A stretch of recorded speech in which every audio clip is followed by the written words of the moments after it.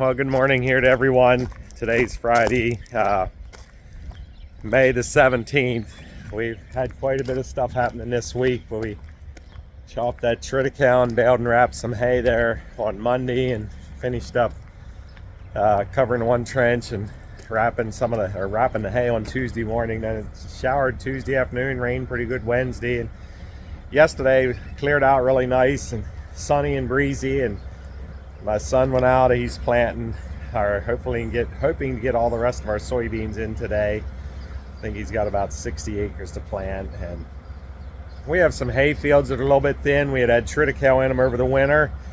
That's what we baled and wrapped, and we want to plant Sudex in them here today too. So we have our John Deere, grain drill. It's a 1760 John Deere drill, 15 foot wide. We've had it for a number of years, and that's what we'll plant that with. Yeah, we're here in our shop. We usually plant a BMR sorghum Sudangrass that's got less lignin in the stalk, and it makes a lot better, more digestible feed.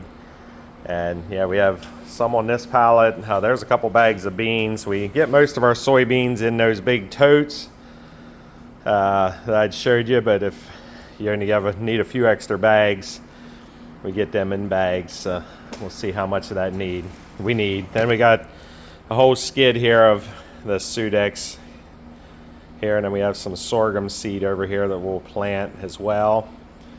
Some of this Sudex will be planted after we take wheat off. After we combine wheat, we'll plant some Sudex in there too. So yeah, our shop's getting a little bit helter-skelter here.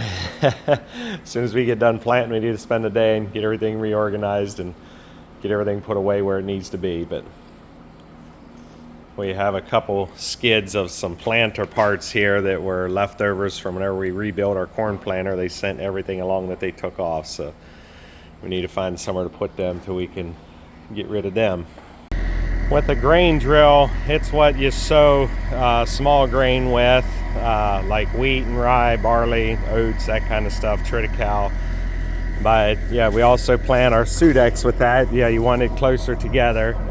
Has two sets of row units, one in the front and one in the back, and they're set at 7.5 inch spacing. So yeah, these John Deere no-till drills, they do a really good job. And the ground's maybe borderline, maybe being a little wet, but with Sudex or small grain, it's not muddy in the field, and it's covering it good. But yeah, it's a lot more forgiving than corn. You don't want to plant corn when it's too wet, or you'll end up getting sidewall compaction like where the disc openers open the rows, and you can have trouble with the roots. Yeah, it can hurt your yields if you get sidewall compaction. It'll come up as long as the seed's covered with corn. But anyhow, yeah, it'd definitely be a little too wet to plant corn in here, but it's just checked it there. It's covering the rows good. And this John Deere no-till drill, it's pretty slick how they have them set up to work. They just have one disc blade, like a disc opener, that's right here, and then they have a gauge wheel. That's so you set your depth of how deep it goes in. And then there's a little pressing wheel right here, kind of presses the seed down in, and then this little wheel on the back's on an angle, and it like pushes the row shut, and the seed drops out. I don't know if we can get a look down in here. The seed drops out. Let me see, where are we at? Yeah, right there. Well, it's not a very good view. The seed drops out. There's a little seed tube. It comes down and connects to this little boot right there, and it drops out of there. So yeah. Anyhow, these things they got a big spring tensioner on right here. There's a big spring tensioner that, yeah, it's pretty forgiving if you go over a rock or anything, and just all works pretty slick. Sudex seed looks like, yeah, it's a smaller seed. It's a sorghum Sudangrass cross. We're planting two different varieties. The one's a little darker colored than the other, and we just mixed them together. There's a big hopper here in the back. It'll hold about 50-60 bushel. I only put 17 bags in. It should be enough for what we need. And then there's a chart on the lid here of different things we plant. It tells you what to set the gauge at. And we also have a small grass seed box up front here. And we are putting a little bit of straight Sudangrass in with it too. That's more of a leafy, smaller stem variety, and planting both of them at a reduced rate. Try to mix a couple different varieties together, get a little better quality forage. But yeah, this is a smaller seed, so it has a smaller box up here. It's probably about half the size of the other seeds.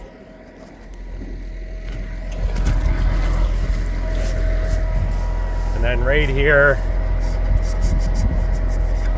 is where you set the thing at. There's a handle, and it's got like a dial there with different numbers on it, and then it opens up these things right here is what meters the seed in, and these seeds fall down through here in this smaller grass seed box. There's little tubes that bring it down and drop it right into that same tubing that goes down to the boot. But yeah, it's kind of interesting how whoever designed all these and built them and how they all work. Yeah, we've gotten so busy with field work and getting the corn in and the small grain chopped and everything, I haven't taken time to take a video of the springers. Yeah, we still got quite a few springers here. We had a heifer here that yesterday my oldest son Willie was scraping up over here. Every morning when we're done milking, we scrape out the holding area, then we go over and scrape out the dry cow and bred heifer barn. And he messaged me and said that there's a calf over there in the stalls. It looked like it was about 6 weeks early. It was dead. It wasn't.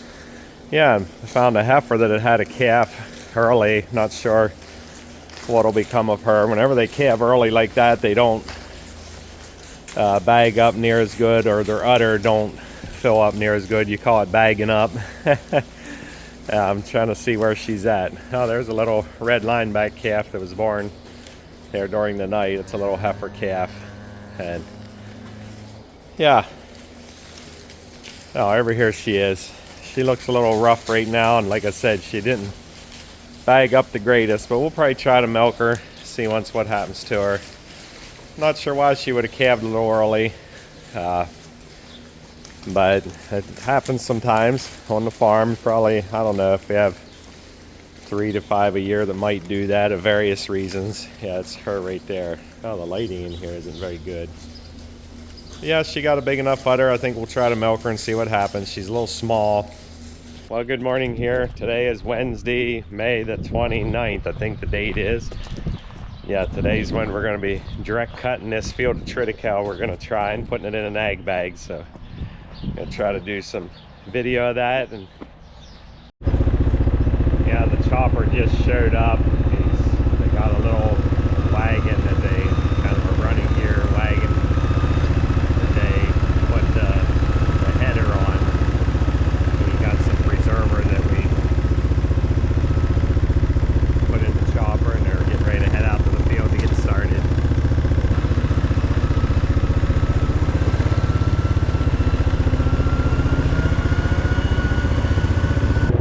The bagger that the guys have that we get to do our bagging is called a truck bagger. They have a big hopper conveyor kind of thing they back the trucks up to and unload the trucks right into the hopper. It works really good. And then yeah, there's a big rotor piece that pushes it all down in and packs it in the bag then. Yeah, there's the big rotor down in there. They go turn around slowly and push it all down in. or pack it into the bagger. A couple times in some of my videos when I was talking about clearing some land, I mentioned about an old quarry that we finished filling in a couple years ago. I think this is our 3rd year of farming this now, but right here's where that old quarry was. And yeah, this is the 1st year we have it in corn. The 1st year we got it done, it was a little later, maybe like the end of June or beginning of July, that we finally got it finished. We just planted some Sudex in here for something to cover it. We did make a cutting or two off of that, but then last year we had soybeans in this field. Now this year we have corn, and yeah, it's looking really good. It was planted, this was planted a couple weeks later than our earliest corn, but yeah, we'll see what it does this year.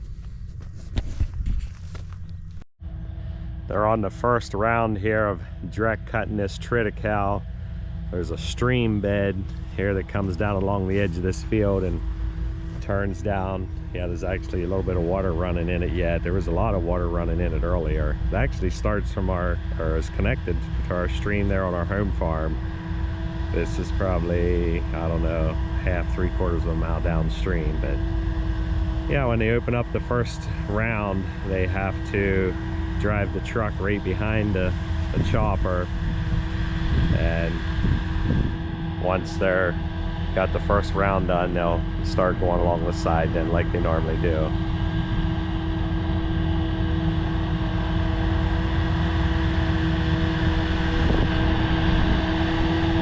And they got about half the way around the first time and he has a full load already, so this stuff's gonna really add up, so that's what we need.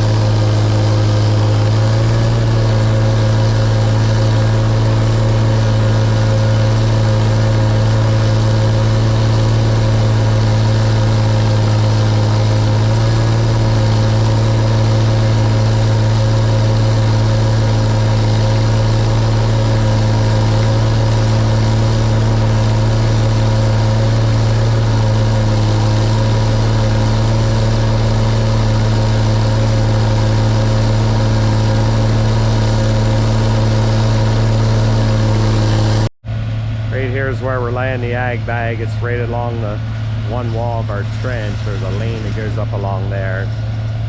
Yeah, that's the 4th load that's going in there. It's really adding up, so that's good. That's what we need. Yeah, so far it seems to be feeding through the bagger pretty good, and and the truck backs right up to the bagger like that, and then as the bagger, they call it, I showed some video of that rotor that packs it into the bag. Then there's a cable that sticks back with like on a loop that's into the silage inside the bag, and they call it internal density. It basically builds up a restriction, or has a restriction from that cable. The cable would be connected down near the bottom, and they have a way they can move it back and forth, so it's kind of a little hard to explain. So the loop is wider or narrower, and that builds up more pressure. There's also brakes on the wheels of the machine that helps hold it back, and it really packs it tight. And yeah, and then as the bagger, as it's stuffing it into the bag, it pushes it forward, and as it does that, then the truck will pull up a little bit every so often. But yeah, like I said, this year we're trying this. If we decide we like this, we might do more of it till another year, but we didn't really have anywhere else to put it, so we're putting it in an ag bag for this year.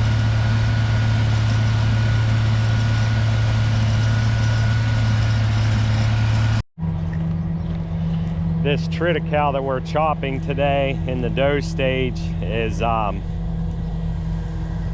it's that Surge Triticale. I don't know if you can see this head right here. As I'm squeezing up across the head there, there's dough squeezing out of the head. That's could be just a little bit older, a couple days to a week at the most, but it should be all right. Yeah, it's more of a milky, soft dough. Yeah, there you can really see some of it squeezing up out of the head. And yeah, we're pulling a sample on this. I don't know, like I said, if we'll try it again or not. There's a lot of guys direct cutting small grains like this, but it is just tremendously tall. Yeah, it's anywhere from my shoulders to close to the top of my head. Some of it's shot up to the top of my head, but so anyhow, it's really adding up. I guess we'll see how much it makes.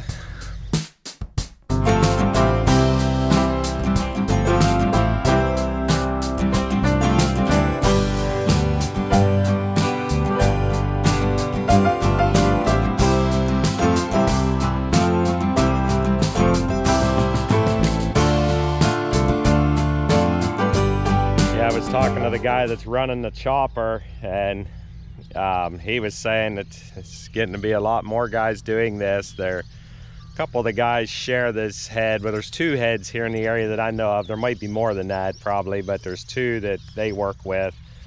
And the one broke down there on Monday, and this one's been running about day and night ever since, between hooking up the different choppers.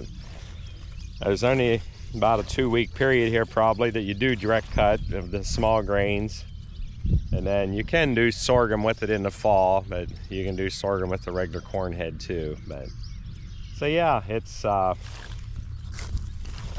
we'll see what we think of it, but if we like it, we're probably going to do a good bit more of it till another year. Yeah, if you're on a farm, or if you have anything to do with agriculture, stuff like this never gets tired of watching it, for me anyhow. Yeah, it's pretty awesome watching it. It's fun to work.